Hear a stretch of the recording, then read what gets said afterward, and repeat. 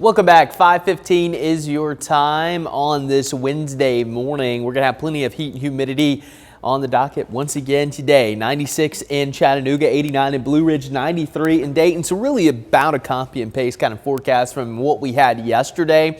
Heat alerts are starting to go up just to our west. So Memphis, Jackson, along the Mississippi River, heat index as high as 105, 107 going to be possible. So we're not quite going to be dealing with that extent of heat, but it's still going to be uncomfortable and very important to look before you lock. That's always one of the number one things you need to do, especially if you have young children or pets. Drink plenty of water. If you work outside, you want to stay hydrated the rest of summer. That is very important as well. Limit that strenuous activity and take plenty of breaks. And just remember, on days like today when it's 95 degrees, that car temperature can rise as high as 120 degrees in just 20 minutes and then eventually into almost the 140. So it's very important to always look before you lock this time of the year.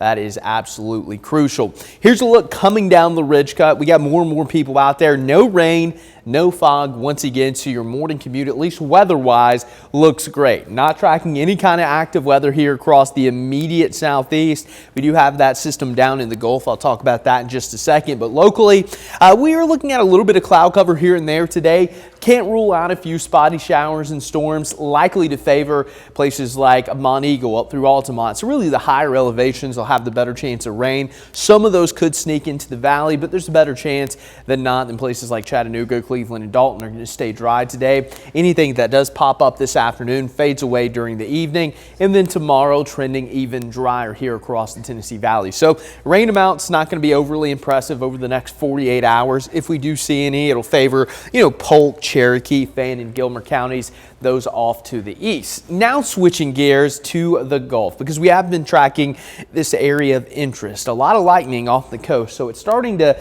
show more signs of life this morning. But the good news is this is likely not going to become Dexter, just simply because it is going to take a more northerly track inland. That means it's not going to be over the water and it's not going to have any time to strengthen.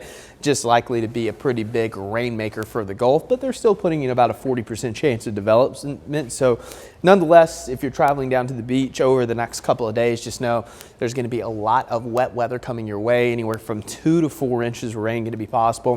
For us, it is going to make a turn and we could get a little bit of a surge of some tropical-esque moisture as we head into the upcoming weekend, which could bump our rain chances up slightly. But again, we're not expecting any major impacts from this. So take a look at your 7-day forecast, more heat to come, and we'll have those daily storm chances coming all the way through the upcoming weekend into next week.